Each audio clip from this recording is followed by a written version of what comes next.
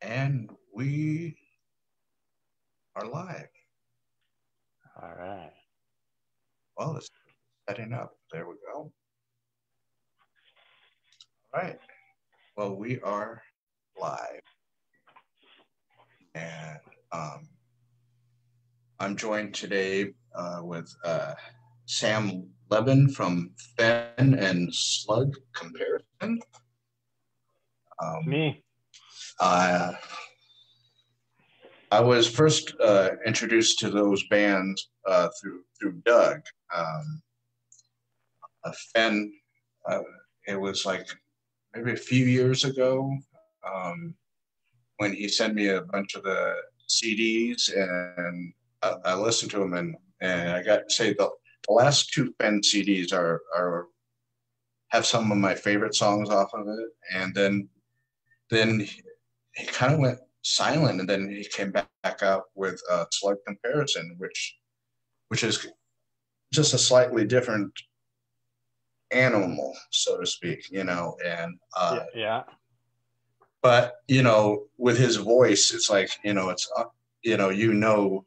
who you're listening to. Yeah, indeed. Yeah. Uh, so how did you meet him?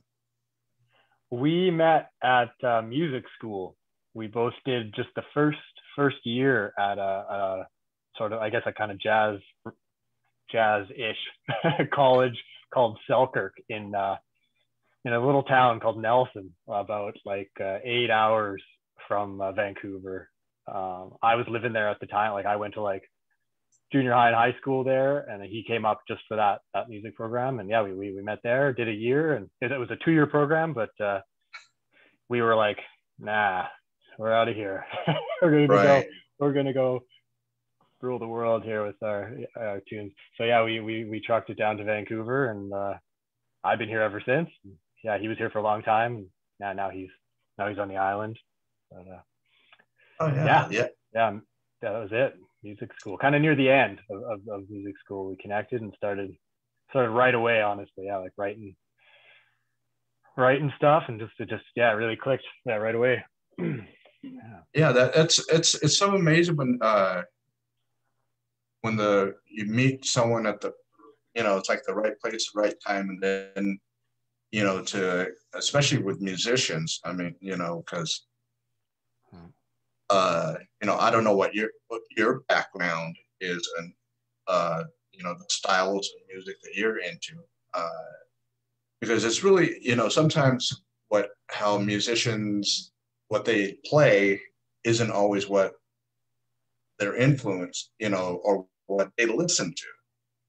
Yeah, you wind up taking select bits out of your influence, and that tends to dominate sometimes. I think you're right. Yeah.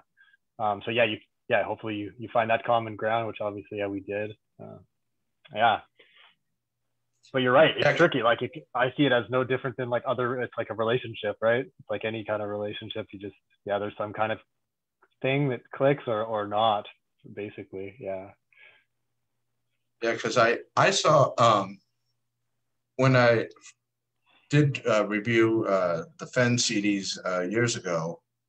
Um, I noticed when I was going to search on YouTube just to to see if uh, maybe Doug put up some videos or just audio of the songs, and then there was another Fen, Yeah, the other Fen. and then I was like going, wow. So it's like whenever I described, you know, you guys, I was like going, okay, be aware that there's another Fen out there that is a little on the extreme. I want to say the extreme side because you could tell with their logo. It's that they. Yeah, I I had haven't an listened to them much, but it's kind of more like almost like a black metal type. I shouldn't say that yeah, because someone will come down hard on me for that because I don't really know those styles, but it kind of fits in there somewhere. But yeah. Well, with their the way their logo looks, it has that black metal-ish right. vibe, and it's been years since I actually listened to something, because I Mm. heard it by mistake, and I was like going, wait a second, this is not Mm. Doug's band. No. Yeah, yeah. This is It's confusing, like, because there could be moments that were like almost similar enough that yeah, it could confuse people. Like it's heavy music or whatever. But right. Yeah. But it's like he was telling me that you did something for a film. You know, I just kind of quickly glanced at a message you sent me earlier. Yeah. Sorry, pardon me. I'm gonna blow my nose. One sec. Sorry about that. Right. Yeah, that's a whole side story for me, I guess. I don't know if you want to like really get into it, but yeah, off and on I've done music for some films. I'm working on one right now. Actually, I'm kind of still in the throes of of that music. I got to get to these guys like today, but yeah, kind of finishing that off. Yeah, I've done a handful of those projects. Yeah, I got tendonitis is the short story. Long time, like 2004 or 5, and I at that point was kind of like, oh, what the hell am I going to do now? It was crazy, right? It was like my whole life was just guitar and the bands and stuff. At that point, I was teaching even a little bit of guitar. Yeah, it was just like, oh my god, what now? And yeah, long story short, yeah, film scoring just kind of emerged out of the woodwork. I don't know how I noticed that, and yeah, I kind of ran with it, and yeah, so I got into that. Yeah, I noticed that there's quite a few musicians that I know that if either when their band is either on hiatus or in a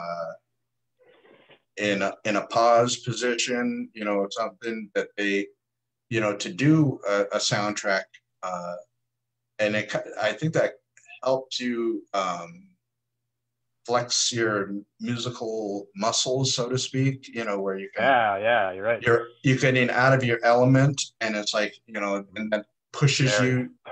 I think I think it pushes you to be a better musician. You know, I'm not. Yeah. If you can survive it, it's yeah, for sure.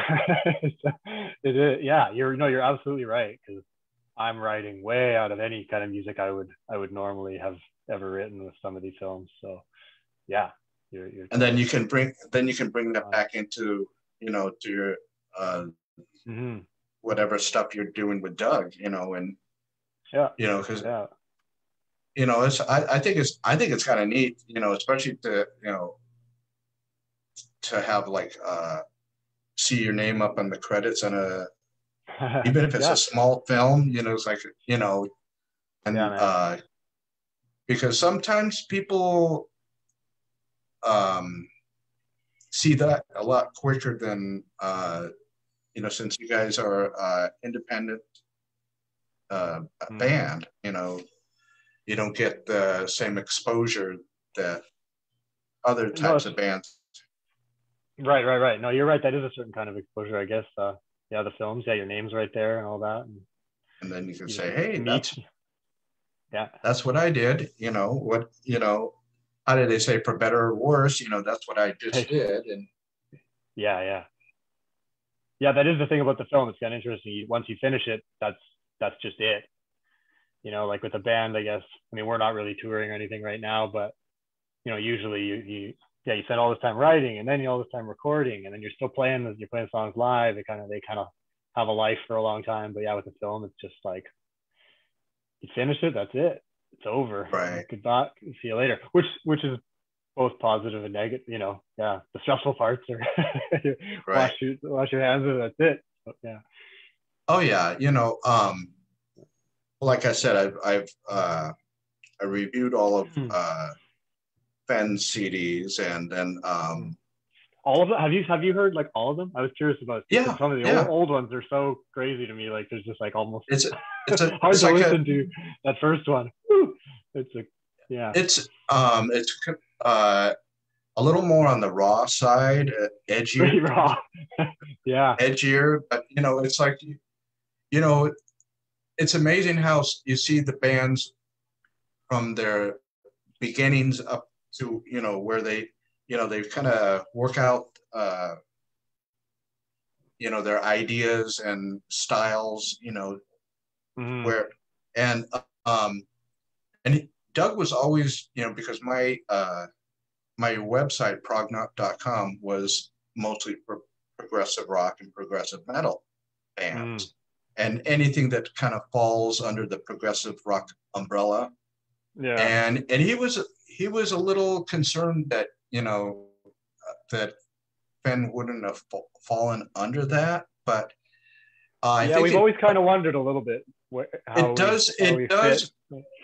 it does fall under that, right on the edge of, I would say, progressive rock and alternative kind of rock. Yeah, that sounds Um, accurate to me. Yeah. and it's like, it's like some of the more purist tend to want some, they want like all these complex time signatures and everything in order to call themselves progressive rock. But I think it's more of a feeling than anything. And then also too, storytelling in the song, Right. Yeah.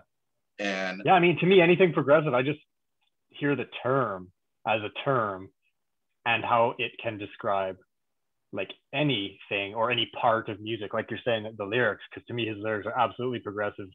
Progressive just meaning they're not the normal. Like it's something else. It's, he's moved away from just sort of regular lyric writing.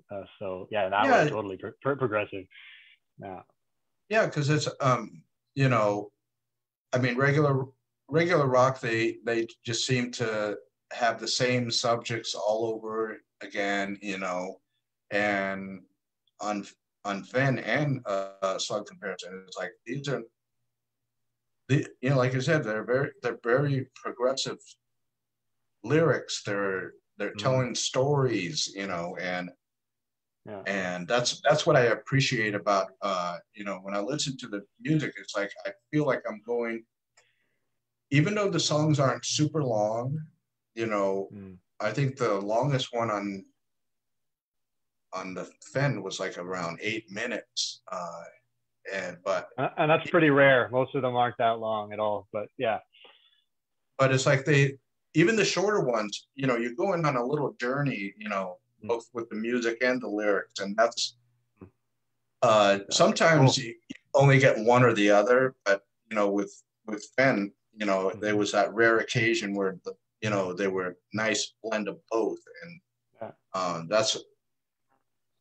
I tell Doug, I keep on revisiting those CDs. So, especially the last two, because they just have such, his voice is such emotion, Yeah. and it's like, I can only imagine how it is live, how he can, he connects with the audience and everything, it's like, I mean, Yeah. I mean, you guys are so far away, but it's like maybe one day when the pandemic is over, you guys can have someone record your show, so at least I can check it out, or you put it up on YouTube, or something, it's like have someone hook up to Zoom and have it go stream live. People can watch your show live. In different parts of the world. Yeah, it's been a really long time, but I think we will hopefully play again sometime. We've been talking about it, playing live. Sorry, I just on my computer. I was just gonna look to see, because I feel like there is some live concert footage. I don't know if you've ever found any, because we have a couple different channels. I might have posted some on mine. I'm trying to remember, but anyways, I won't look now, I guess. But yeah, I'll send you something if I find any. I think there's something out there. And then I'll put it in the description below so people can check it out. Sure. I was just thinking for you to check it out. Yeah.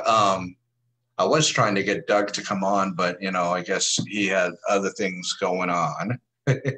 Yeah. And he told me that you were the one to talk to, about anything, about the music. I always like to know about, especially now in the pandemic, how are you guys coping with that? music Hmm. wise? Yeah.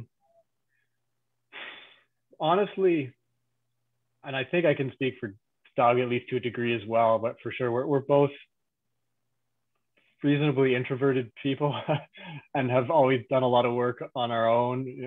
Yeah, just a lot of time writing in the studio. Yeah, just by ourselves, working on stuff. So that hasn't totally. Yeah, at least that's still there for us. Thankfully, I'm grateful that I have that thing, whether it's working on Fen stuff or just other music of my own. Like that's just a place I'm always satisfied and I can just kind of dive into. I think Doug's pretty similar. So I don't know if that's answering your question, sorry, but yeah, it's kind of been the same. Not that the pandemic doesn't affect us, of course. Yeah, I'm pretty tired of Right. not seeing anybody, but yeah, the Oh yeah. music at least that's kind of similar. We're just always working away on our own stuff, and yeah, we send emails, collaborate that way back and forth.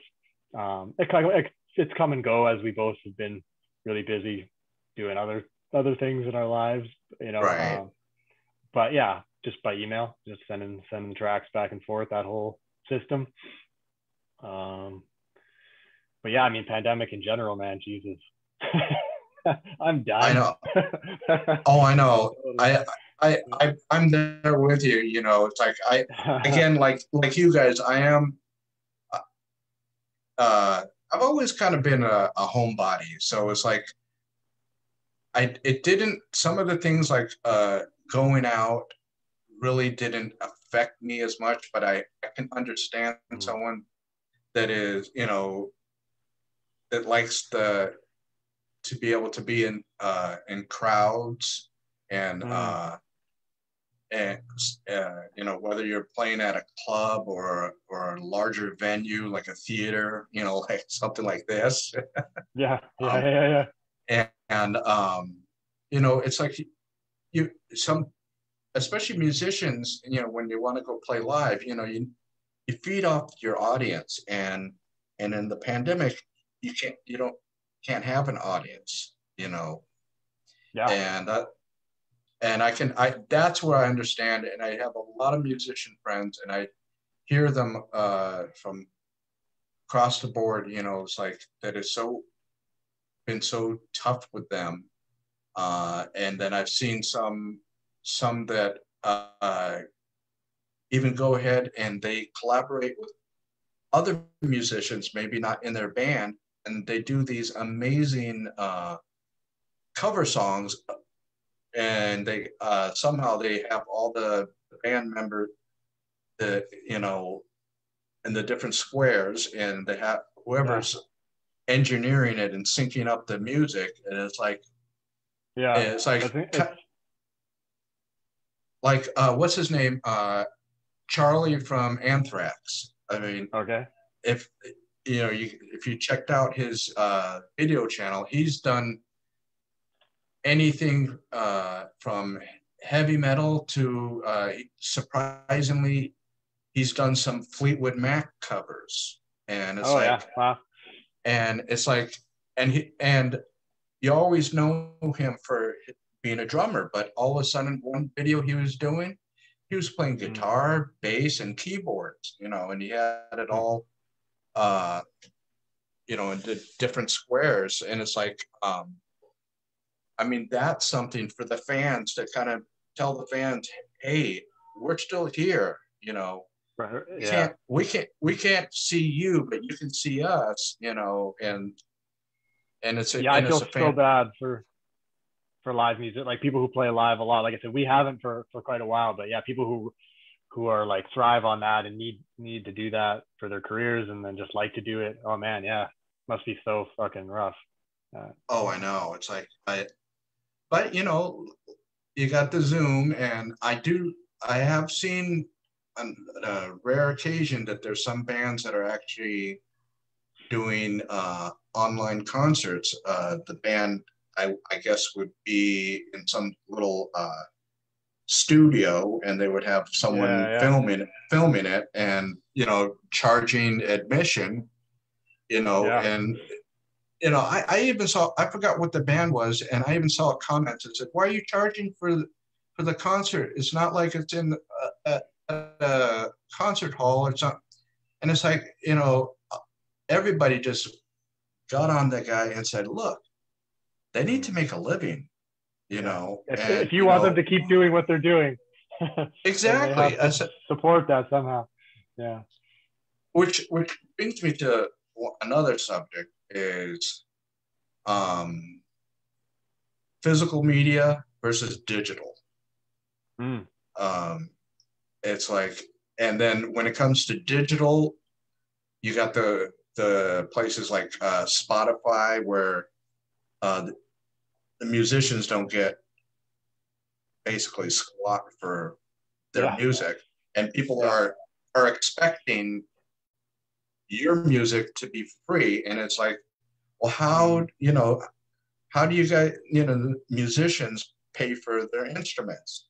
It doesn't, they don't get them free. It's like, that's the one thing I don't get. That's why I love physical media. It's the idea of holding this thing in the hand, your CD in the hand, and putting it in the CD player, and reading the liner notes.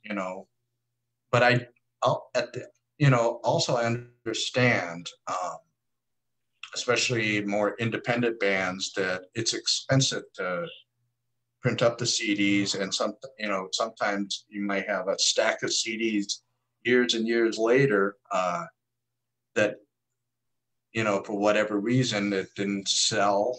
I had a friend of mine. He said, I still have from my first CD back in the 90s. He says, I still have a case of about 100, and I still haven't sold them. And it's like, so he says, I'm doing everything on Bandcamp, and I understand, the artist has got to do the best that they can do, and they got to find, the best way financially to put out your music.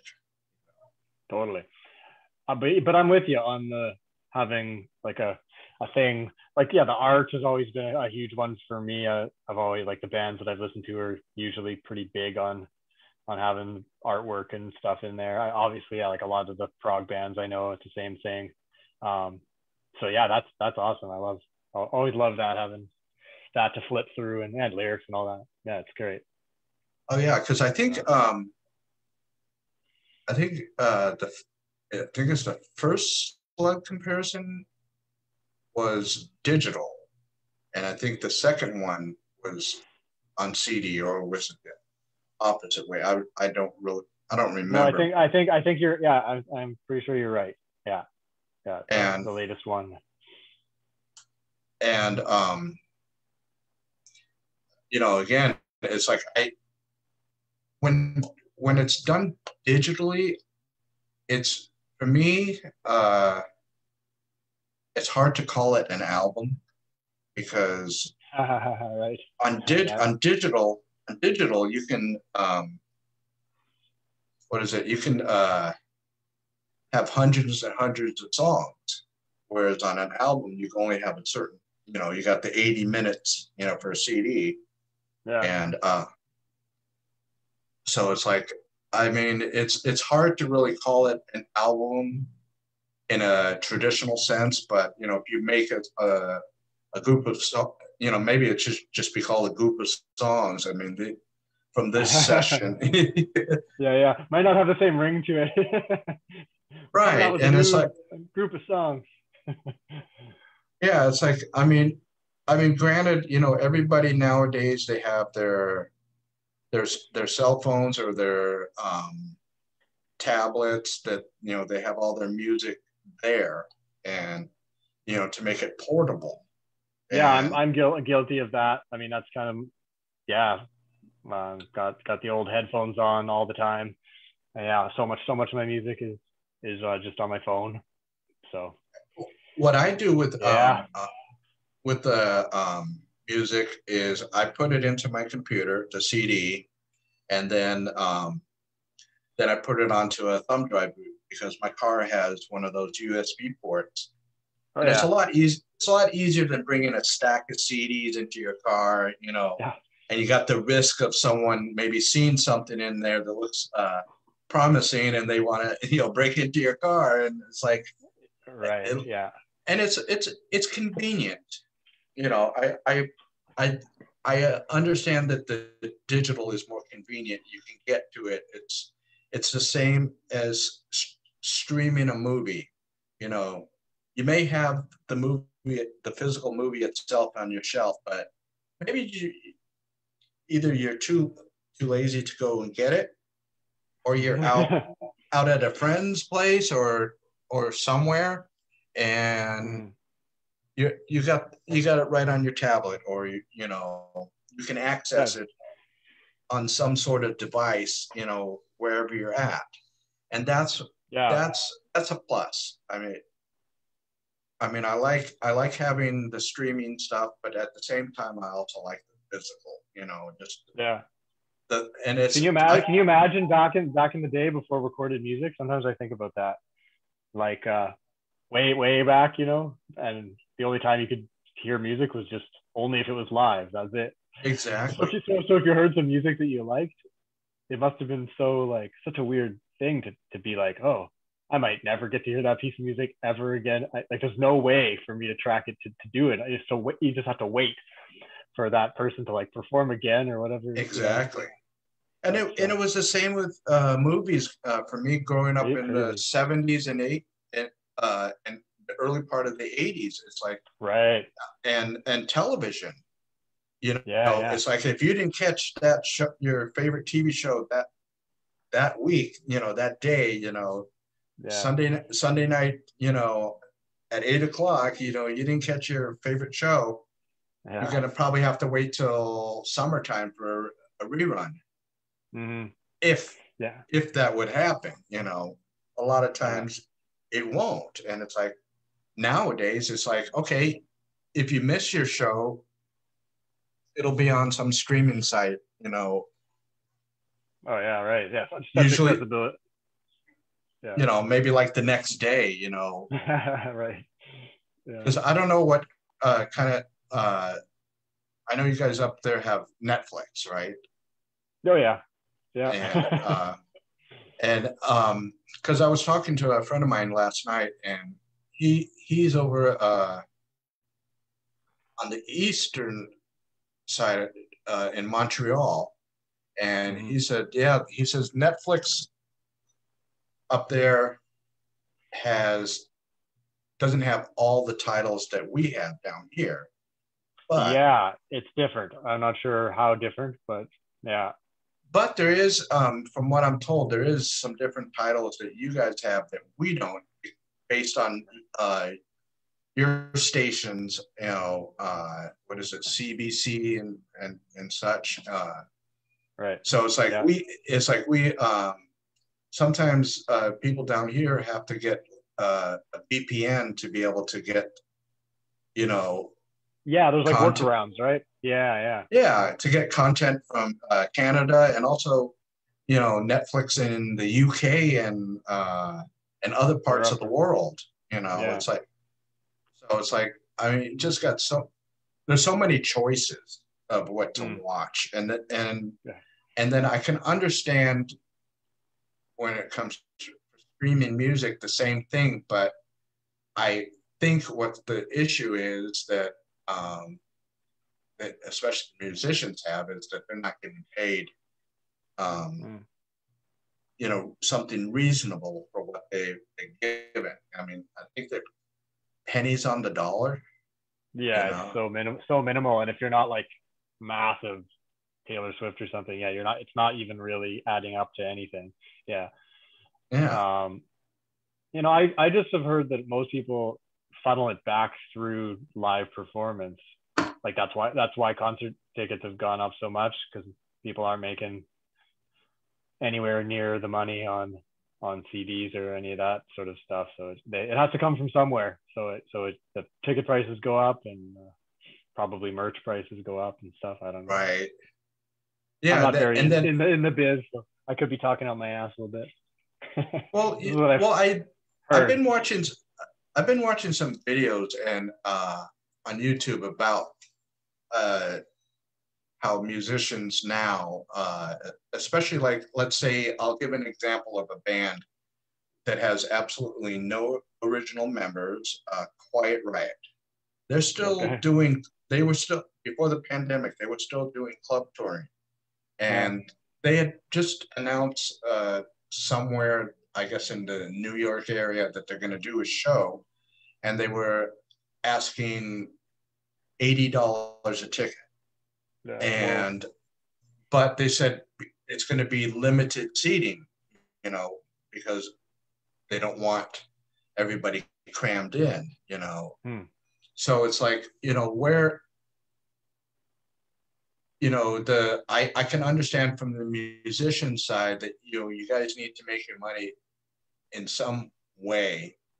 And then I also understand from the audience side, it's like, my goodness, that's a lot of money, you know, especially since the pandemic, how it hit everybody, you know.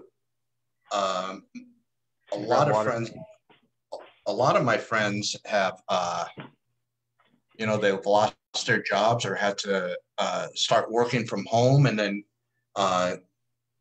one was working from home and at a decreased pay because, you know, it's like you can do your work as you know, at your leisure at home. And you don't have the same deadlines. So it's like they don't, I guess their employers feel that, oh, well, you know, you're not worth full pay. And it's like, wow, that's harsh. Shit. It is, you know, and it's like, you know, you're still doing your job. It's like, okay, you're not clocking in physically, but you know, you are working, you know, you're giving everything the same way, except, you know, hey, you just don't drive into work, you know. Yeah. It's like with, you know, and I think with going back to music, it's like I've seen two things that have gone on. It's like people that have been out of since the pandemic, they've been working more, so they have smaller time for their music. And then I've seen the opposite end where it's like, because they're out of work, they have more time for their music, and they're, you know, putting out more content, whether it's, you know, full albums on CD or maybe EPs. Like I'm not sure. Do you remember from the early '90s, late '80s, early '90s, a band called Jellyfish? Yeah, for sure. Actually, the guy who, I think he was a guitar player in that band, went on to sing. I was a huge GNR fan for my, like, that's how I started playing guitar pretty much, is into those guys. And then when they broke up and Slash did his own thing, I'm pretty sure the guitar player from that band went to sing for Slash on his first like solo project. Right. Eric Dover, I think is his name. And yeah. I haven't really heard Jellyfish much, but I know the name. Well, majority of the members, they regrouped, and instead of calling themselves Jellyfish, they call themselves the Licorice Quartet. And they've already put out an EP of like 4 songs, and they got another one that's coming out, I think in May, another 4 songs. They're just doing that. I mean, I kind of think that's kind of cool. It's like a little, like, you know, how you have 45 or 50-minute episode TV, and then you got the 30-minute episode TV. So it's like, it's like a little mini episodes, mini albums that you can, you know, it's kind of, I think it's kind of a neat way just to kind of tease your audience. It's like, okay, you know, stay tuned for the next batch, you know. Sure, totally. Yeah. You know, because, you know, sometimes when you just release the whole album, it's like it's all out there, and then you got to let the audience digest it all, and then And then sometimes some people are impatient and they want more music. You know, the minute the album's out, maybe a month or two later, it's like, oh, do you have it? When's the next album coming out? Right. Yeah. It's interesting, especially now, right? People expect, because it comes so fast and furiously from so many different artists. People are expecting. Like, I don't think that expectation was there, you know, back in the 90s or even early 2000s or whatever. It's like you knew a band only put out an album every couple of years or something usually, Right. and that was it. There was no, you could like, you just knew that's how it was. You didn't really think about it. It was just kind of, I didn't anyway. It was just, okay. Well, I remembered back in the 70s, it seemed to be like most of the bands, they would put out albums out once a year, and sometimes some bands would even put out 2 albums in a year, like one at the beginning and one towards the end. And and I think bands like that are usually when they haven't gotten to the arena status. Oh yeah. You know, and because then once you get to arena status, then you got your promoters wanting you to tour for 2 years at a time, and then yeah, right. Then by the time you get back into the studio and put out an album, it's like 3 or 4 years later, and it's like, you know, I kind of think it's nice to go out and play live to, I guess, to recoup all the cost of making the album. But it's nice to have material out, you know, maybe every few years, you know, just people I'm know. Sure some of those big bands probably get real sick of playing those 10 songs. Oh, I know. I can only imagine, like, just every a couple days for years. Yeah, shit. Oh yeah, you know, it's like after a while, it's like, okay, we're playing our hits every night, and yes, these are the hits that got your name up in the spotlight. But no, the artistic side, he's going to get bored eventually. Yeah, you know, it's like, you know, you as the musician, you want to create, you want to keep on creating. You don't want to be stuck back here. You want to progress forward, you know, and keep on putting out music and you know, either as a solo artist or as a band, you just want to keep on putting out the ideas and making your music, you know, and playing live doesn't always let you do that. I mean, there's some bands, not nowadays, but I think some bands back in the 60s and 70s were, you know, doing a lot of improv and kind of, you know, working out songs live, and then later on, you know, crafting them down into a song, you know, cutting out pieces that, you know, are just redundant, you know, going off on the same notes over and over. And it's like, you know, it's like, that's why it's like with progressive rock, when the song goes long, I think you should have a reason why it should go long, not just do it because it's progressive rock. You know? Yeah, sure. I mean, I think that's one of big misconceptions, at least for me, for what makes a song progressive. You know, I don't think it has anything to do with the length of the song. I think it has to do with the content of it. I mean, because you can do something really progressive in 2 or 3 minutes, and say the same thing you need to say that you can do that some bands do in 30 minutes. Right. You know, so it's like over the years I kind of figured that out for myself, because I used to be in that position where it's like, oh, why doesn't this band have more 20-minute songs? You know, right. Yeah. And I've gone through different stages of music that I listen to, And in the past, I have been very much, I call it tunnel vision with music, where I only stick with one genre and then everything else doesn't exist to my ears. And I find um, that limits you.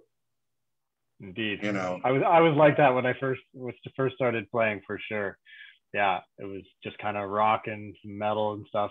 That was it for a right. while. Yeah. Yeah, you know, Gets boring after a while. Yeah, you know, it's like, you know, I was in the mid 80s, I was heavily into listening to thrash metal. That was my thing. And nothing else, you know, no other kind of music to me existed. Nothing came close to what I was listening to. Everything else was, I hate saying it, it was to my ears at that time, it was inferior. You know, right.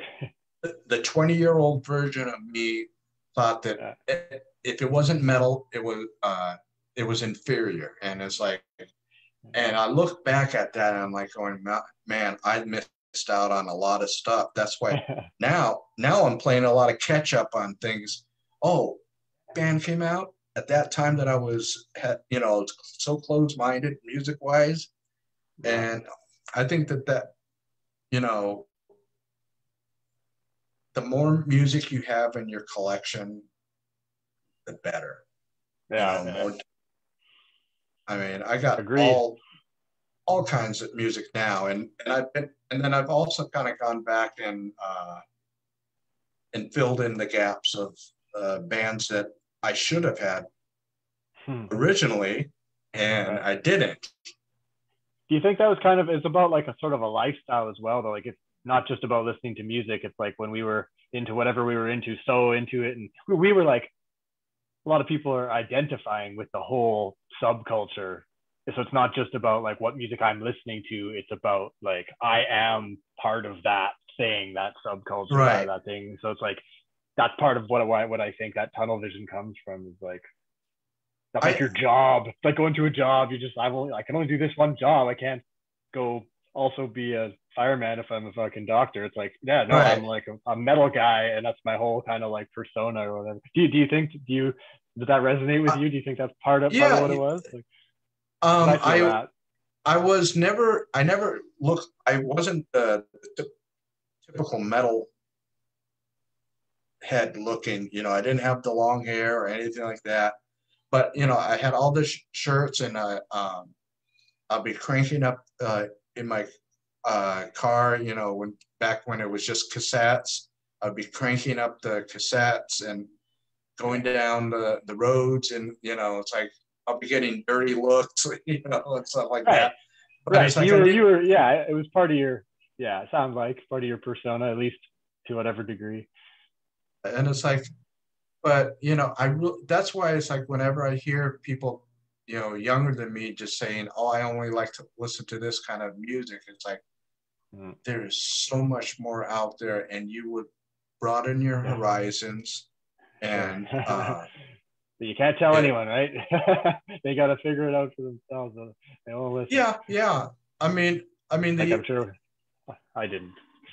Well, you know, the newer music that seem to be all computer generated stuff, where you know, people maybe just punch in a couple little things on their keyboards, and then, you know, either loop it or, you know, basically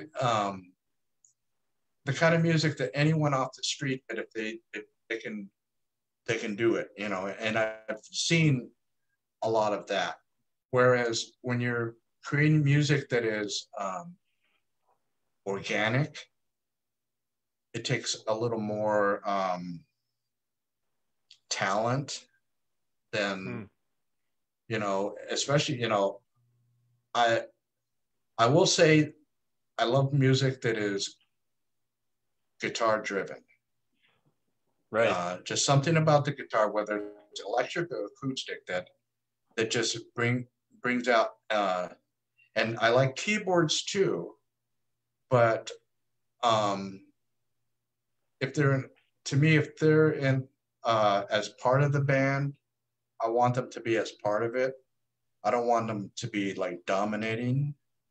But then Right. if you get someone like does a keyboard album like Rick Wakeman, okay, then I want him. I want to hear him go full on. Don't pull any stops. That's the kind for that. Yeah, yeah. If that's what it is, but like an electronic or an electronica type of album. But then when you get into more of the dance kind of music, it's like it just seems like there's really no effort put into it. Mm. I may be completely wrong about that, but it just seems like um, almost anyone off the street that has some sort of music background, whether they played an instrument or they've listened to enough music out there that they can kind of go, okay, well, if I continue, if I copy what they did, maybe doing slightly different, I can make my own Yeah. music, whereas now you Yeah. don't, I mean, you don't have like garage bands as much anymore, but because of since the computer age, everybody can uh, do their stuff from home and then Mm. bring it into the band collective and then work your ideas and Yeah. It might be a little more rare now to find like a sort of purist people who are just want to do it like live and not manipulate it too much, like with computers or through recording techniques. Yeah, I think how do you're you, right about that. Right about that. how do you and Doug do that before the pandemic? We got it. Um, like once we actually got to the like recording the albums, I mean, we do a ton of work on. Yeah, I mean, we record on our own computer systems, and we use a combination of sampled stuff just for writing mostly. But yeah, once it comes time to actually record the albums, then everything is recorded pretty much live. I mean, yeah, all the main instruments, like drums, bass, guitar, vocals, are kind of a little more traditionally recorded for the most part. Trying to think of there's exceptions. Yeah, now I'm thinking. I guess we have sort of squeaked into some of the area of like using processing in a computer, like for a guitar, for example, instead of like even recording an amp. Yeah. Right. So we have started kind of mixing it a little more, but yeah. Well, it's like I see the advantages of doing this up with a computer. Whereas, like, let's say you got an idea and you get up like at 4 o'clock in the morning, you got this idea in your head, and Yeah. you're not going to wait till the following day Yeah. to Sure. go in and tell your bandmates, hey, listen to this riff that I got. Right. With the computer, you can just record that riff right in there, and it's Yeah. you got it recorded, and then you can bring that in, Yeah. or you got that riff recorded, and it's like, okay, wonder how a drum and a bass is going to sound with this, and then Yeah.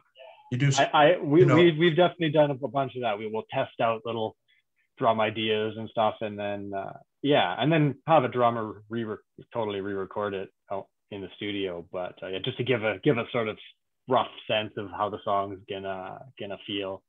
Yeah, we'll definitely do that with drums and bass. I'll just play bass usually on tracks, like rough it out if I wanna. Yeah, hear the kind of full thing. Yeah. it's kind of like with go back to movies, how they storyboard it, where it's like Right. we're not filming it, we just putting the ideas as to how the song's gonna kind of basically sound like. And then of course, obviously, songs go through evolutions. They're not always what they originally sound like. Oh yeah, for sure. I always make it better. And it's like, so it's like I think there's a lot of the way people make movies and the way people make music that it's such a parallel. You go through a Hmm. similar kind of a process. You don't when you do a storyboard or when you do your demos, which is Sure. basically an audio version of a storyboard. Yeah, it's true. Yeah, And yeah, you're right. Hmm. and speaking of that, I think Doug was mentioning you guys got some new music at what you're working on as Fen. Yeah, we have a collection of tunes, a group of songs. We don't want to call it an album yet. I don't remember where we're at, how many, eight or nine or 10 or something, that have honestly been in the cough, the treasury for a while, and we sort of dust them off every so often, kind of chip away, do a little more work on them, get busy doing something else for a bit, and then come back to it. So yeah, they're pretty far along, most of them at this point. Like we're hoping, yeah, to get them like finished off, recorded down. I don't know. This is ballpark stuff, but yeah, maybe by the end of this year, if it all the stars align and it Right. all goes right, yeah, that's kind of the hope. So yeah, Oh yeah. that'd be It's awesome. like, yeah, because it looks like, but it seems to be only limited to three countries. It looks like three of the major countries uh, that have the vaccines are the ones that are going to probably be opened up first. Yeah, right. Whereas the rest of the world, because you know they're the little guys, and they're not going to get the vaccines as quick as Yeah, you yeah, know United States, Canada, and the UK. I mean, those yeah, are basically going to be the three major countries that are going to get it first. So it's like, yeah. but I keep on hearing about that there's still people that are not um, fine with let's keep this virus at bay, you know, Yeah. and there's still, you know, I still see people go, oh, I'm going to go to the club this week, or I'm going out with some friends, and it's like, did you Yeah. forget? Did you forget that we're in a pandemic?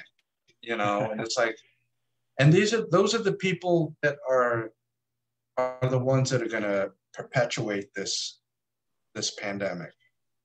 Yeah, it's pretty Um, boggling sometimes. Yeah. I don't I know. mean, I even heard in the news that here in the United States it's spring break, that they're all flocking down to Florida, and Fucking it's like Florida, hey? Always and Florida in the news about all this. I remember back in the beginning, right? It was like they were one of the last states, weren't they? Correct me if I'm wrong, to I sort think of so. comply and start actually taking it seriously. Like, Yeah, but yeah. but there's some states that are still not taking it seriously, and Florida, uh, I think they're getting 5,000 cases a week or something like that. And I'm like Yeah. going, and then you're bringing all these thousands of kids from all over the Everywhere. country down, and then what they're going to do is, even if they don't catch it, they're going to bring it back to wherever they came from, and then we're going to start back all from zero. Right. Got to Yeah. go back to the starting point again, and it's like, Mm. I really wish that everybody would, all the countries in the world would follow the New Zealand, what they've Yeah. been doing. They killed it. Yeah. They really You know, I mean, got it they figured got out. it to a point where they lock down for 8 weeks. They open up, and the minute they have one case, they lock it back down. Yeah. They were You down to know, zero for a while. They had no cases. yes, Yeah. and it's like it was Yeah. amazing. I'm like going, and I always say that United States wouldn't follow anyone else's lead. because Right. I hate saying it, is the United States is too proud. It's like if we didn't, it's like if we didn't figure out the idea first, we're not going to follow, especially with, not to get political with the last guy, Yeah. he wasn't going to follow that, so no doubt. But it's like if everybody how is it where you are? You're in Maine, is that right? I don't know. In Maine, yeah. My geography it's embarrassing how little I know where anything is, but yeah, how are things there? I mean, compared it's doing compared to the other states, it's doing better, but they still get cases, but further south, where there's more population,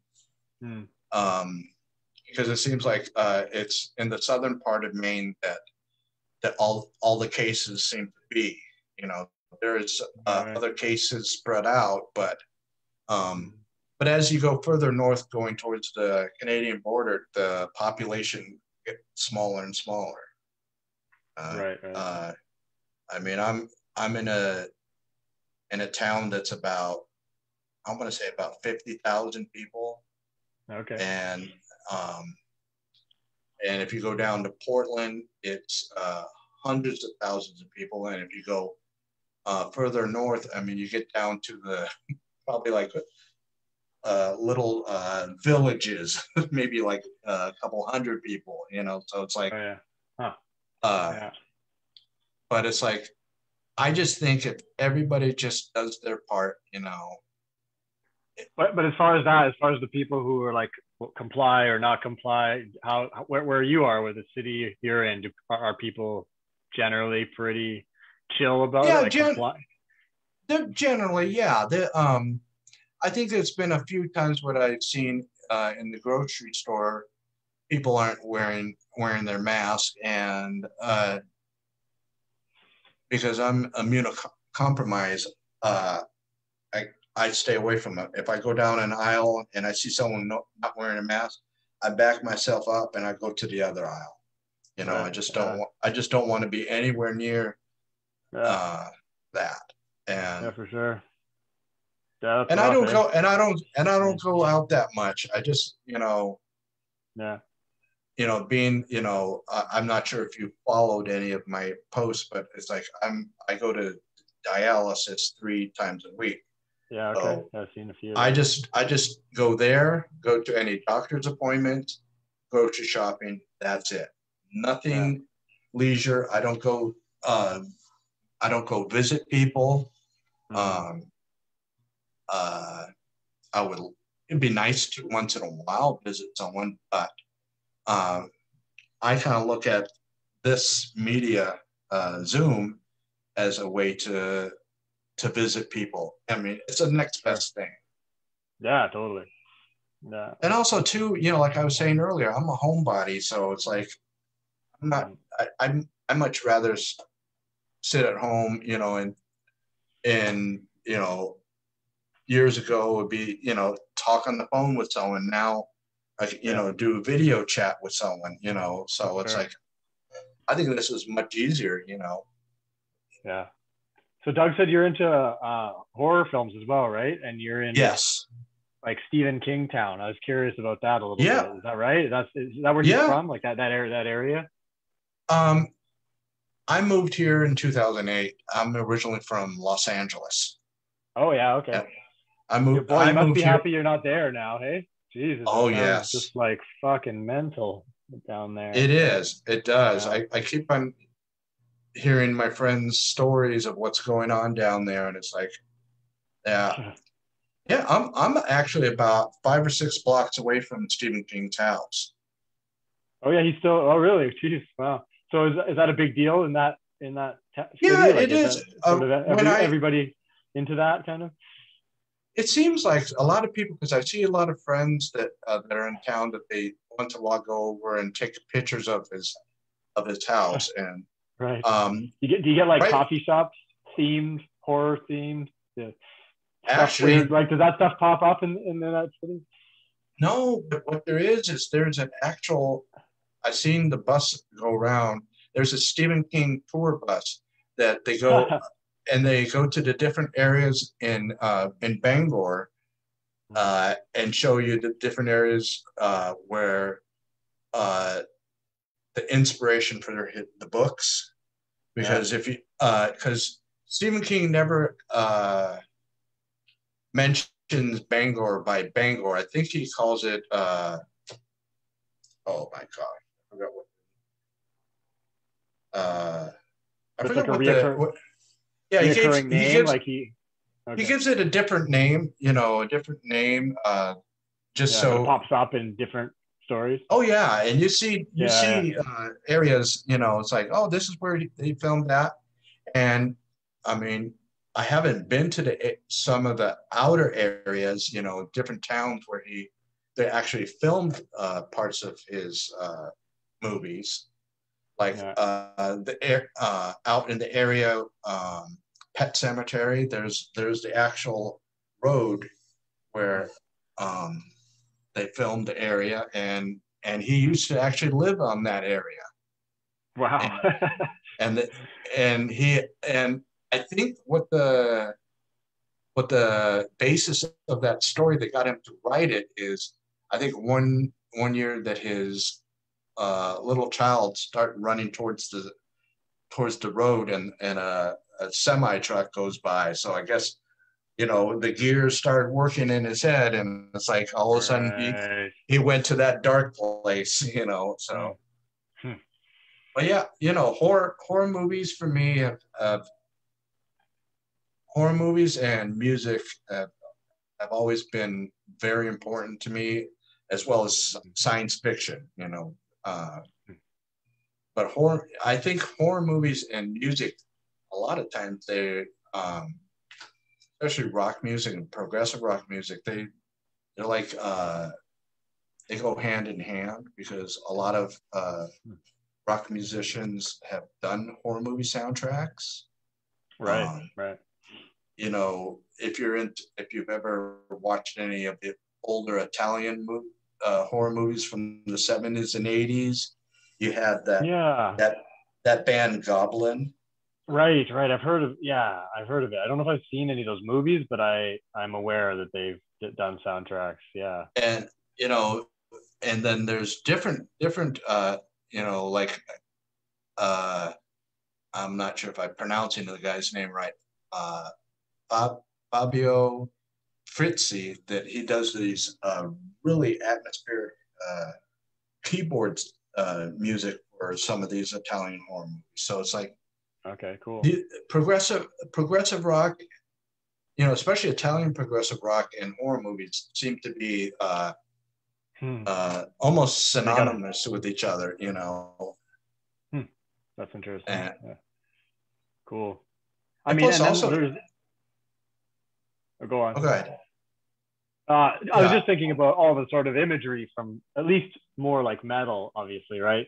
There's sort of some kind of common ground, it seems, you know, between the heavier, the metal and certain rocks, between that and horror a little bit, right? It's like, oh yeah, you know, it's like the dark parts of whatever human life. Oh yeah, represented there. Oh yeah, and it's like that's one of the things, you know.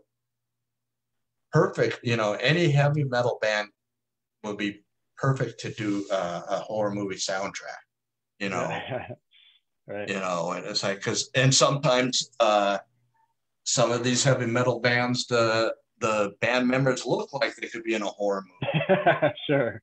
You Absolutely. Know, it's like I'm the kind of person that at least for image wise, the less the better. I mean, you know, and if I was a musician, I would prefer that my music be the focus, not how long my hair is, how many tattoos I got, you know, things like that. That's to me, that's the least important thing, is image. I mean, I agree. You know, because I mean, you could have the image down to the teeth, but you go and if you're a musician, you go and play, and you can't seem to get out of the same chord structures, because I've heard some stuff lately on I love watching YouTube and learning about bands that I'd never heard of before. But there's been a few of these bands, like out of heavy metal bands out of Europe, that they can only stay in a certain kind of chord structures. They don't go, it's like they have no idea how to do anything else, but they look like, heavy metal gods. It's like, and it's like that seems to be the only thing important, and we could thank MTV for that. Yeah. Right. That they made it to a point where that was the only thing that was important, was how the band looked, not how they sounded. Because, and especially now, bands and artists, they don't really care how you look, because they can auto-tune you. If your vocals are off by a bit, they can auto-tune you. Your keyboards or your guitars are out of tune. They can they can fix it up in Pro Tools and stuff like that. Yeah. I think the best kind of music has to have some mistakes in it, because it's like, if you I think about that idea a lot. Yeah, how we like. There's something, I don't know the sort of all the theory behind it, but there's, I think, some interesting ideas around how we like to see and hear. It looks human to us, I guess, right? If it's too perfect, right. I think that's the part of the argument. If it's too perfect, then it's not relatable, because we're right. far from that. So we like to see that humanness in our art. So, I used to, before the internet, reading the rock magazines, and I always read about, one famous guy that we lost last year, Eddie Van Halen. Yeah. That a lot of his songs, there's a lot of mistakes in the notes that he was playing. But unless you're actually looking for those mistakes, you never know that they were there. And there was one guy, I think I just saw it the other night. There was one guy on YouTube that he auto-tuned, I forget which Van Halen song, and it sounded awful, because he made everything, all the notes perfect, and it just sounded stale. I mean, there was no life to it, and it's like, here it was. It's like, that's why it's like, okay, if you not so much a mistake, but if you just do the wrong chord progressions, I guess you would call that, and you go, oh, it sounds, I didn't do this right, but it sounds so good. Right. I mean, or even on that micro level, I think, even where, you play everything more or less, it's right, but maybe you don't hit a note exactly like right on the, I'm thinking of the guitar, maybe your finger's not quite on the right part of the fret, and you get just a teeny little buzz or that kind of thing. And you wouldn't get that if you made sure everything was fixed up and you can do a million takes and all that. You just get everything absolutely perfect. You don't have any of those little squeaks, those little things that are human like as well. Also, with the Pro Tools, I think someone said that you can actually just for a guitar, you just do a couple different riffs, and then the bass, do that, and then the drums, you don't, sometimes now you don't even need to do anything flashy with the drums, just to keep a good beat. And then you can go in there and you can probably create a dozen different songs, using those little sample bits. But I mean, I think that's cheating in a way. Right. I think I think it can be all right as long as when you're manipulating those things, you're putting as much sort of creativity into the way you manipulate them. This, like, I think there's an art there. There can be, at least, and they're definitely not always, but there can be an art to that production end. There are people who are just as passionate about manipulating things, you know, with a computer as a musician is with their instrument.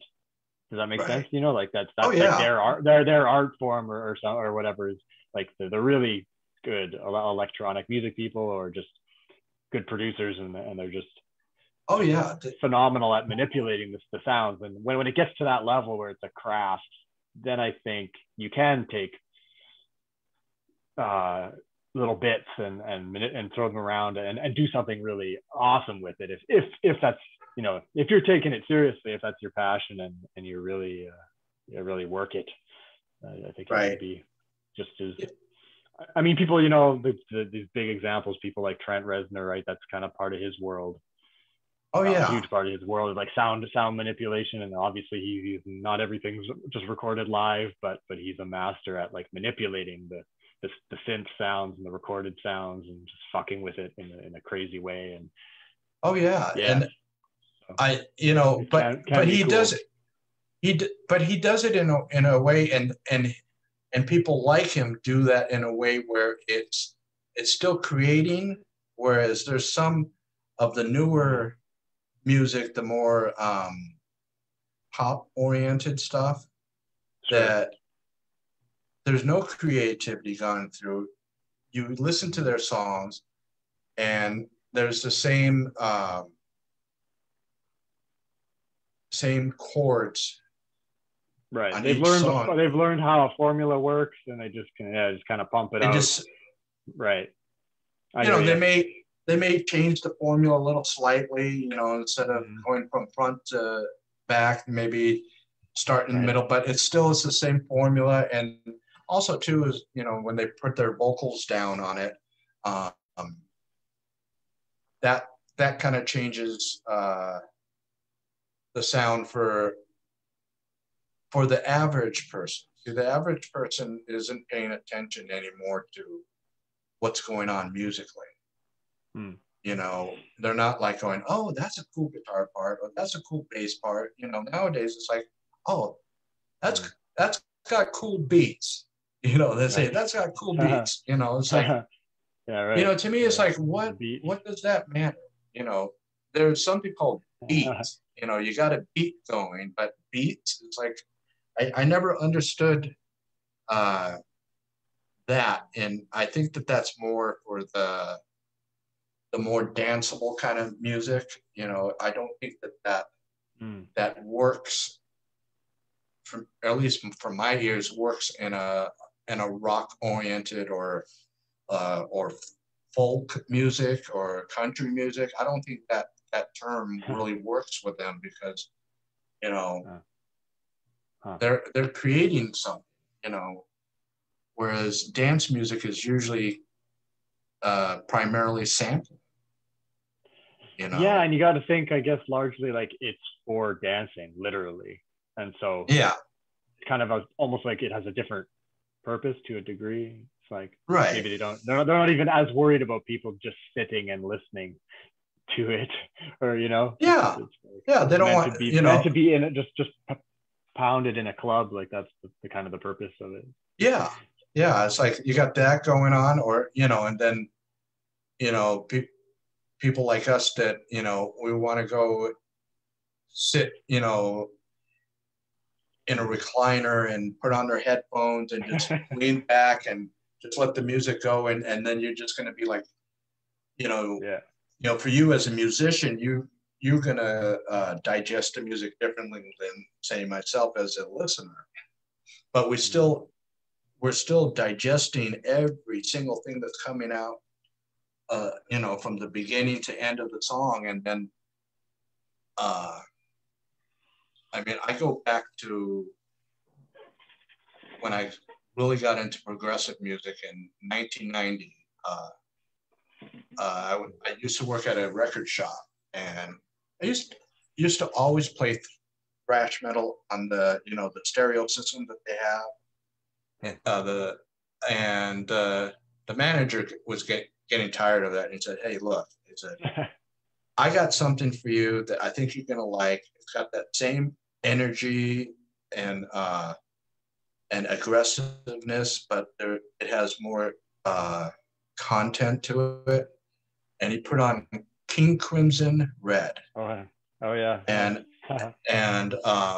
later on, people like what's his name, Kurt Cobain, said that was an influence for him, and probably countless other musicians from the Seattle grunge scene, probably, because it kind of predated that in a way. And from that point on, I always call that my musical epiphany, where it's like, nice. that's when I started going down that rabbit hole. That album was like the first big jump into that music, huh? That's cool. Yeah, and it's like from then on, it's like I keep on going. I'm still going down this rabbit hole and finding different new to me. Probably some people it's already been in their listening habits for decades, but when it's new to me, it's like, but there's so much music out there that's from so great, the past, isn't it? That there's just a treasure, a mine just sitting there, right? You can just dive in at any time. Yeah. And you can have, like one day you could be in I want to listen to the heaviest, fastest thing that's out there, to another thing where you just want to hear some nice acoustic folk music or something like that. It's like, I learned now that music, my listening habits are based on emotional areas that I'm at in life, and how sometimes what do you call it? You got good days and you got bad days, so you got the music there that helps you along, and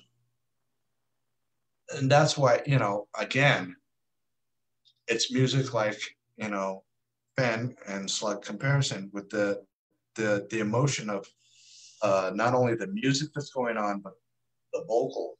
I mean, I've told Doug time and time again that, he has some of the best vocals I've ever heard. I agree. And I mean, it's just like, and he can sing anything from like the heavier stuff to the lighter stuff, and that's, to me, for a vocals, that's talented. That's true talent for me.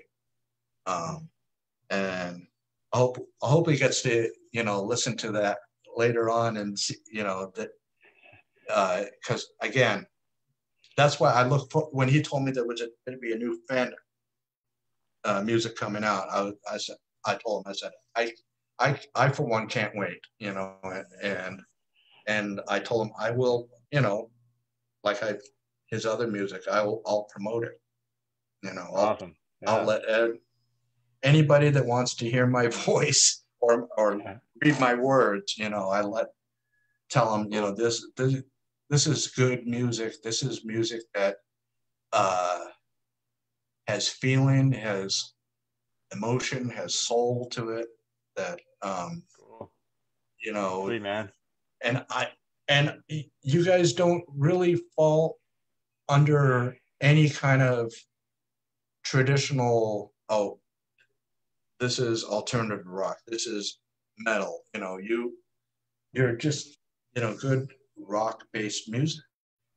And that's. I'm always trying to find a label for us. Yeah, rock. That's right. We started to just simplify down to just, it's some kind of rock. That's at least how I explain it usually. I don't know what else. Well, I think people are too concerned with labels. Yeah, I don't really care, honestly, very much.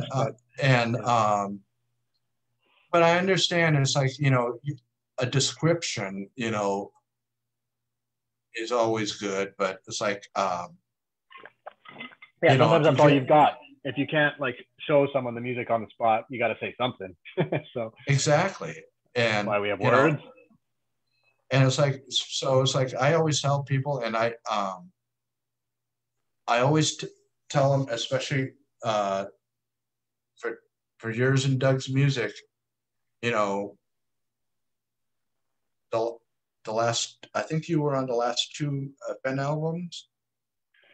So Or basically, the, the way the whole thing goes is like there's just the one album, which I think you're saying you like the most recent two.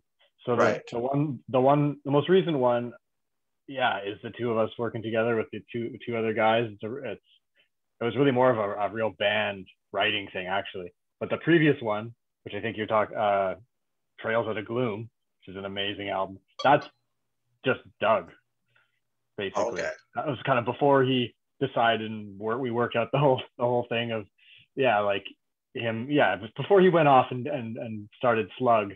He had a bunch of his own material, but we weren't at that time. That was sort of the lowest point of our like creative output together. Like we weren't really writing, but he had all this material, and yeah, he brought it to like he asked me if I minded if he like released it under Fen, and yeah, at the time it was like I was off in a whole nother world kind of, and I was just like, yeah, that's great. But yeah, I didn't have anything to do with that album really. I Okay. played a lot of those songs after. It was cool to learn them because we started playing live again after he'd recorded that. So I wound up like, yeah, learning all that stuff. It was fucking awesome songs. But yeah, it was just all him, that one. And then all the rest of them before that were the two of them. Yeah, and then Slug is you two guys creating thing. Oh, lost ball. Oh, I think we lost. Yeah.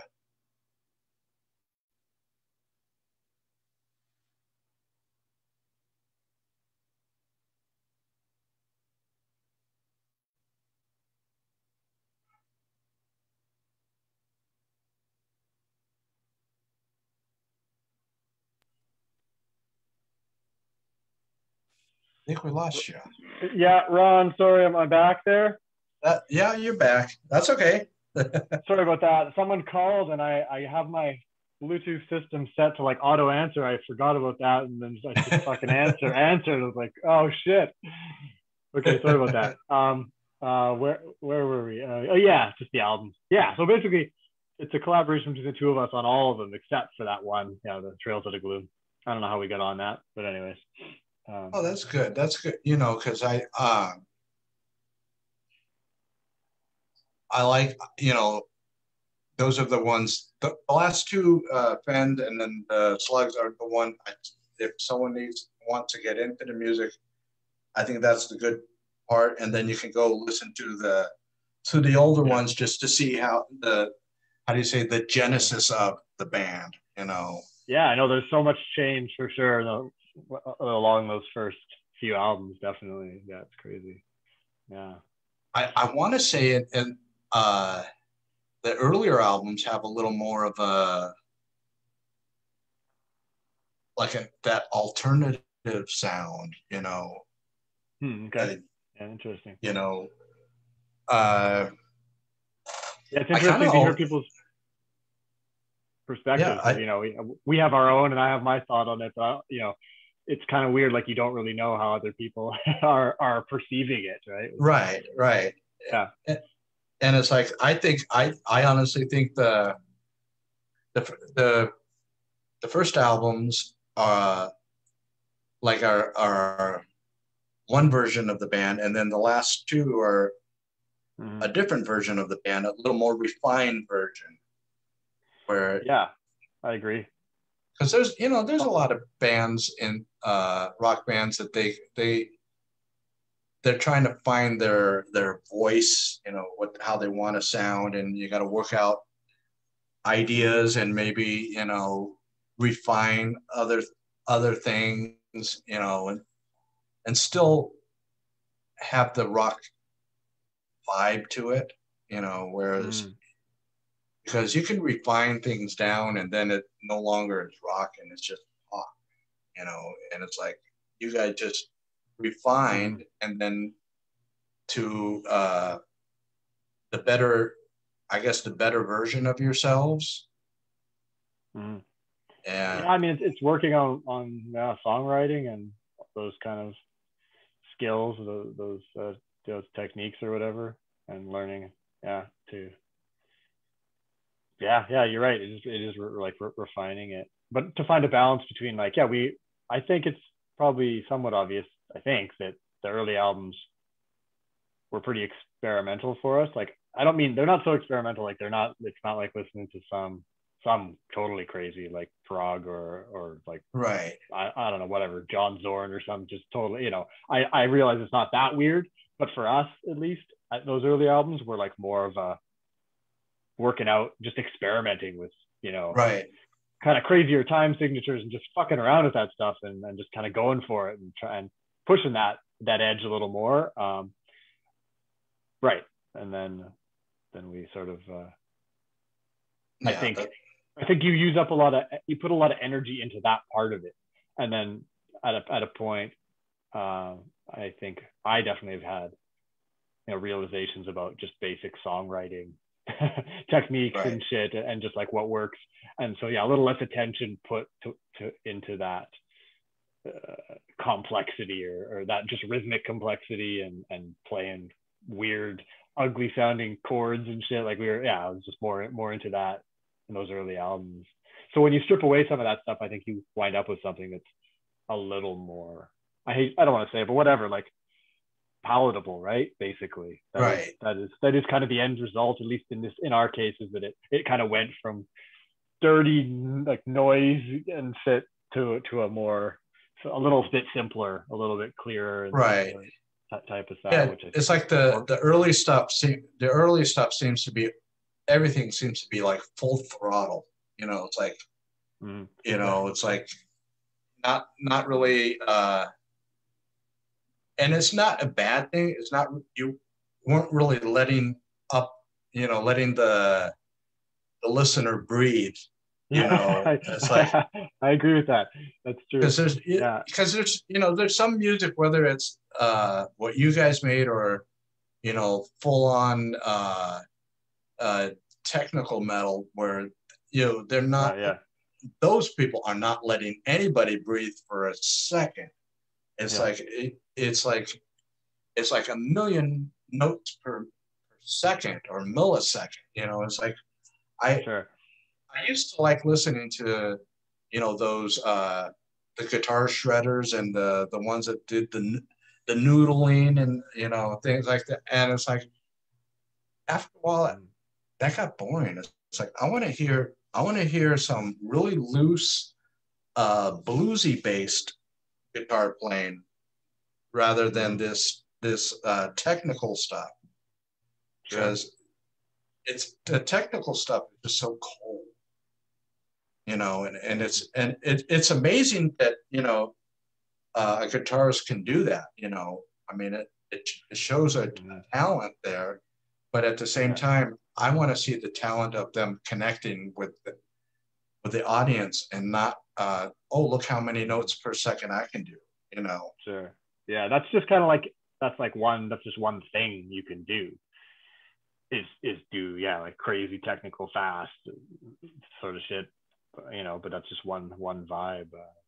Film scoring has been interesting for that. For me, I feel like it's shifted my perspective on music a lot to like seeing different kinds of music just as like a little pocket of a vibe. Right. If that makes sense. Like I said, I was like you early on, and I was just totally immersed in this really narrow and this like heavy music thing, rock, metal sort of sound. That was kind of my whole world.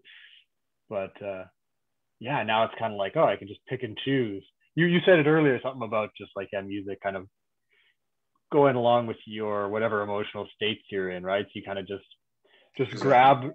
There's so many things out there. There's all these vibes, all these different, emotions being expressed and ideas being expressed, both musically and lyrically. And you can just cherry pick, kind of like, Oh, Yeah, I'm gonna sink into this little world for a little bit, and then that one, and so it's like those crazy bands. Yeah, they kind of have their place. It's just I want to feel like that, or like take my brain on that trip.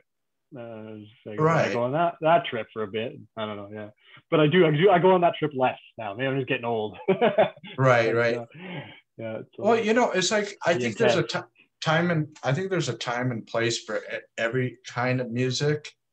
Mm. Um, like I said, the heavier stuff is what I grew up on. So I do think that as you get older, sometimes you get that nostalgia for that time period, and you want to go revisit it, and that's really whatever music you get into, whether you're listening to or playing. I think that's the music that you always kind of go back to.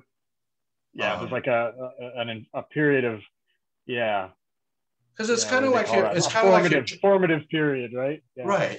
you know it, and it's but then as we grow older, we get more mature on things, and we able to accept more music ideas. For you as a musician, it's like, let's just say you just always had uh, um, distortion on every single song you did, and Mm-hmm. then and then decade 10, 15 years later, it's like, you know maybe I want to do something clean sounding, Yeah. instead, it's up, Absolutely. or acoustic, it's like, or maybe it doesn't always have to be a certain hard rock or metal sound. Maybe you kind of want to put some soul into it, or some, Yeah. blues or something. It's like you open yourself up as you get older to more ideas, I think, you know. Yeah. Thank goodness. It's like Yeah, yeah, it's a, like, a because, bonus of getting older. Yeah. well, it's like I was saying earlier, it's like bands that get stuck in a rut, and they put out the same songs and the same albums over and over again. And it's like, to me as a listener, in a way, I kind of feel insulted, because I'm like saying, you mean, what did you just do? Did you just basically record new lyrics over that other Right. album? And it's Right. like, because Right. it Right. sounds the same. And it's like, and I think that that's also, to the musician, it's insulting themselves, because they're Mm. basically saying, well, it's like, I guess this is all I can do. It's like, take a chance. Mm. And Yeah. I think that's why it's amazing when bands, uh, if the music doesn't fit what they're doing, they do side projects, Yeah. Yeah. Yeah. or a Absolutely. solo album, just to get that, something out of their system, and maybe go back to your formula. But then you got, on your solo or side projects, you do Mm-hmm. something a little different. And Yeah. that's why, the only thing that, with Fen and Slug comparison, that it is the, how do you say, the bridging point or something, Mm. is Yeah. Doug's voice. I mean, because they're both two Mm. different kinds of sounding music. I mean, it's, Mm.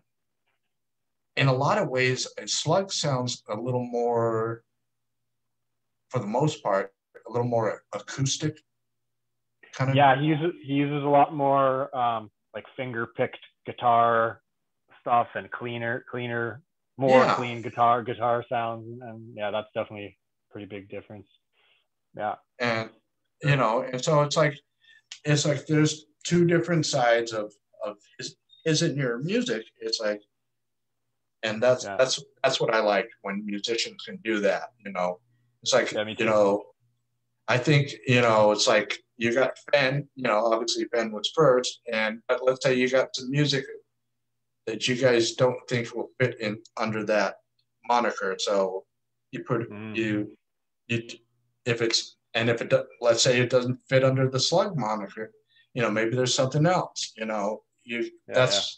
That's the beauty of being a musician. You can create whatever honestly whatever you want, especially since That's you're great. independent. You're Yeah. independent. Yeah. You're not answering to some old man in a suit that has no idea Right. what the music is all about. He just sees the numbers. That's all he cares about. Sure. I love people like Mike Patton and John Zorn, that crew, and there's piles of them out there, but yeah, who just do so much different shit. It's great. Oh, I know. Yeah. It's crazy. You listen to Patton's? I listen to some of his stuff. Project. Do you listen to Tomahawk? I heard some of that. I heard. Oh gosh, he had one where it was like I think he was like doing operatic. It was more operatic, or something like that. I think he's got like a dozen or so projects he's going on at a time. He's just like he has done and does so much shit. It's nuts. Yeah. Such a great variety. It's awesome. Yeah. Did you ever listen to Dillinger Escape Plan? You heard those guys? I heard of them, but I never heard them. They're like super technical post hardcore. I don't know what the hell to call them. Like it's very fast and technical. Right. But also you might really like them. Like they have that thing that we're talking about. I feel like where even just within the one band, a lot of variety, and it's not all just the heavy, fast, technical. Like it opens up into like synth sounds and a clean guitars. It's like a whole new like world, but they can blend it. They blend it all like together. And Mike Patton did one EP with them. That's like I think my favorite thing that they ever did. It's called Irony is a Dead Scene. Fuck man, such a great EP. Like yeah, and his vocal range that he displays on that album is just right. Yeah. See, that's the other thing is the passion that both the listener and the musician have, and this people that really get into their music. That it's not background music. Because I know quite a few people that's all it is. It's like I just want noise in the background. That's all they want. They don't really care who's playing. They don't care. Sometimes they don't even care who's in the band. They just care. Oh, okay. I just need that sound. It's a different thing for some people. Like music is just a different. I'm always like just gonna fall out of my chair when I ask someone like if they're into what they listen to or whatever, and they're just kind of like, no, I don't know, just like whatever. Just whatever. It's like whatever's on the radio or whatever. It's like, whoa, I'm so anal about it. I'm so like particular and I want to hear certain things and shit. Yeah. Oh yeah. I get it. It's not everyone's passion. I used to be like that, where the only way when I was as a kid, up into in my teens, it was only whatever was on the radio. I didn't, it wasn't important to me to know. It wasn't until my 20s when my friend turned me on to bands like Metallica that I started paying attention to the music, that, okay, now I need to know what's going on here, Right. Right. And my thing is this is, whenever I listen to a band, obviously before internet, I go to like the rock magazines, and if there's articles on them, I would read them and want to find out what they're all about. And then now with the internet, Wikipedia, especially when everything is correct information, you get a wealth of information, and then to look up. There isn't that much, but there is some sites out there that not only do they put the lyrics of the songs, but then someone puts the meanings of the songs. It's always, it's like it's like you like to check and see if you as a listener got the same message that the musician put out, or Yeah, yeah, and then sometimes, the listener may have got the a different message, and then when they relay it back, as fans to the band is like, oh, I never thought of it that way. I wasn't thinking it that way. This is, yeah, yeah. So Yeah, I it's mean like that's the great part about it, kind of. Yeah, art, I, any I art, you just get to. I just like to research what I'm listening to, what I'm watching. Sometimes when I'm watching movies or TV shows, I got my tablet next to me and I'm like looking up. Yeah, yeah, Okay, what's this? Why did they do this in this episode or in this movie? yeah, yeah. And it's That's just fun. it's the same. It's the same with music. It's like you know Mm. what for a certain song. What was the musician's influence? Why did they make this the song the way they made it? And it's like Sure. and it's always for me interesting the process behind the scenes of musicians creating um, their Yeah. different songs and I mean I had in my late 20s a friend of mine, he had a band, and I would go to their rehearsal place, and then I would go with them to the different clubs. So it was like I got to see, especially on the rehearsal side, I got to see them, you know, throwing ideas across to each other. There was only three of them, so but they were throwing it, and then here, I had no idea what a lot of stuff was going on, and then they would, the singer would ask me, "What do you think?" And I'm going, I'm like, "You're asking my opinion? Wow, it's like no one's asked my opinion on that, and I told him, I said, from my standpoint, I can give you my opinion from my standpoint as the audience. I mean, I won't Yeah. know any of the technical information that, what you guys are creating, but what I Mm. like to hear, and so I got to firsthand see the creative process, and I Mm. think that's what helped me appreciate music even more. Cool. Ah, that's awesome. Huh. Yeah, it's great. It's cool. It's super cool to see, yeah, people's processes and hear about it. Yeah, man. So, well, you said the new fin possibly the end of the year, maybe 2022. You think something like that? Yeah, I mean, we're kind of like talking about and aiming for the end of this year if we can pull it off. Yeah. If not then, yeah, hopefully early next year. Um, yeah, they're pretty far along. So just kind of refining, putting the finishing touches on them, and then yeah, finding other musicians and working out all that shit. But Right. yeah, So it's it's coming. it's primarily you and Doug. At this point, we're the only two people who've worked on these songs basically. Yeah, yeah. So what is it? Uh, what instruments do you do on these songs? I'm trying. I gotta make sure get it right here more or less. But I don't think Doug often contributes. Like on a lot of the old Fen albums, there would be like a song or two that were mostly like primarily it's my guitar ideas that sort of start the songs, and then Right. he has a huge hand in like arranging, and then obviously he does his vocals. But yeah, he usually would have a song or two where he would bring the guitar stuff. But Right. I don't think there's anything like that right now in this group of songs. I'm trying to remember. Fuck. Sorry, Doug, if I've got that wrong. But anyways, I think it's most. I think they're all at this point. Yeah. So it's me covering the guitars, and doing, like I said, a bunch of like drum demoing using Right. like sample drums, and then bass, just whatever else. Pretty much most everything else.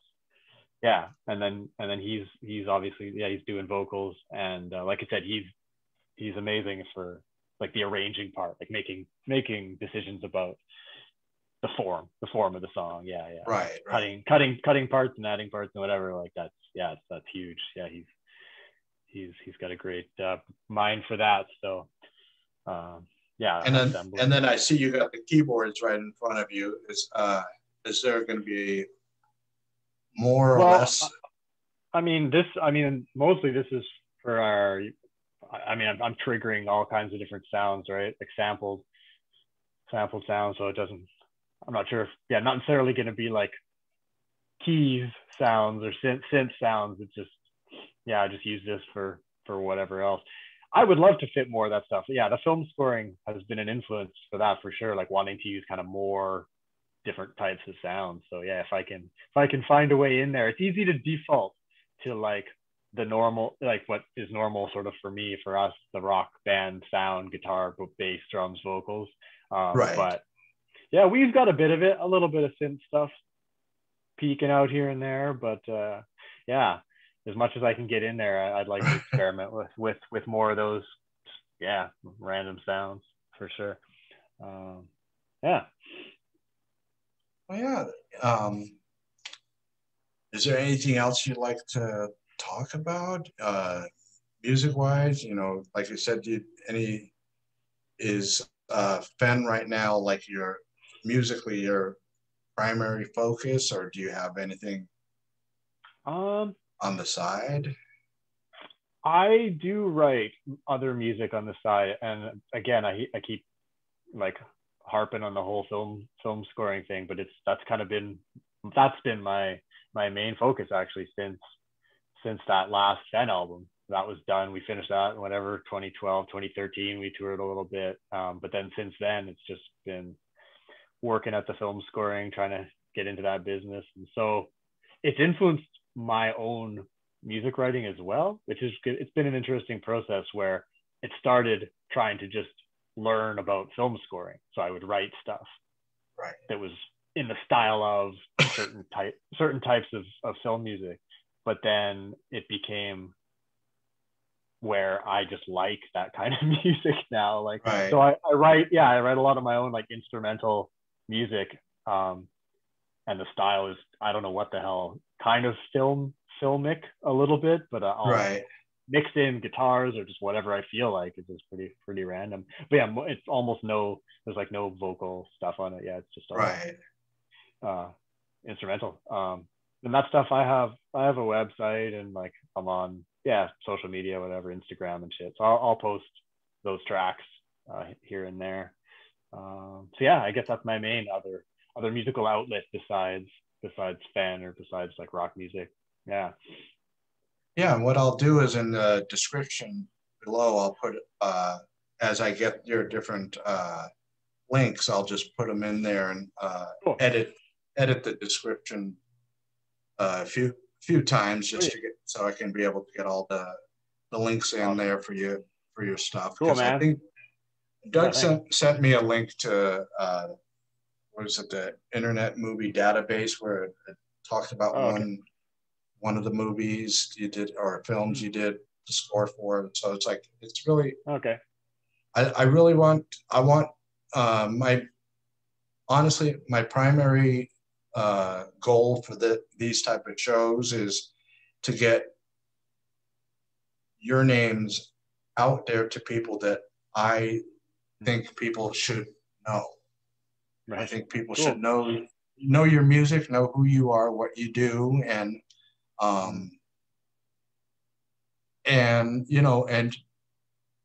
just to expose, because everybody, I don't mean this any other way except everybody knows, like you're saying, Trent Reznor or Rick Wakeman, those people, they don't need the press that, let's say, you need. You need that press.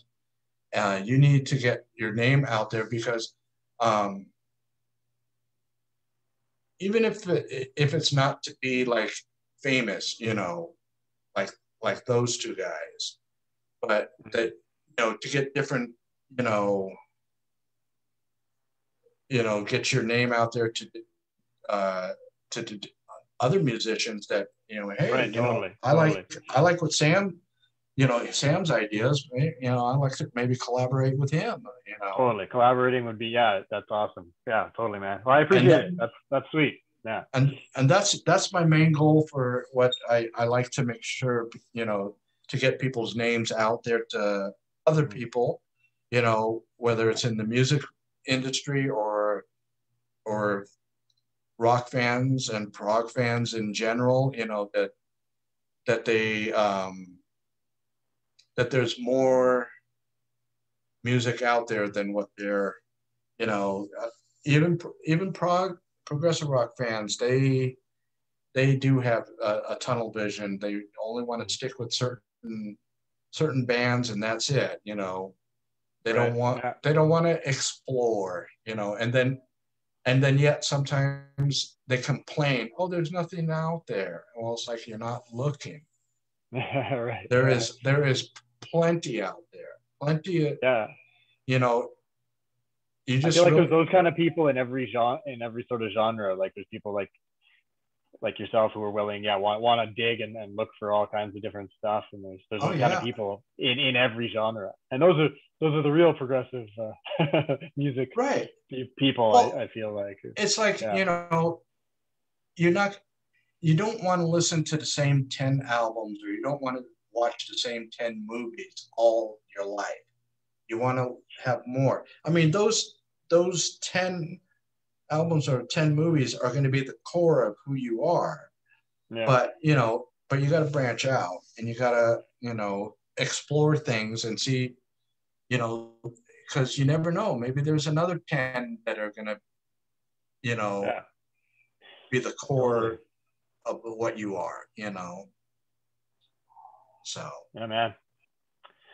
Cool. Well, I want to thank you, for taking the time out, to talk, and no problem, man. My pleasure. Yeah, likewise. It's great. And it's great to finally meet you and talk to you here on the thing, and also for Doug pushing you out out to the stage, Nice. And I'm glad he connected us. That's great.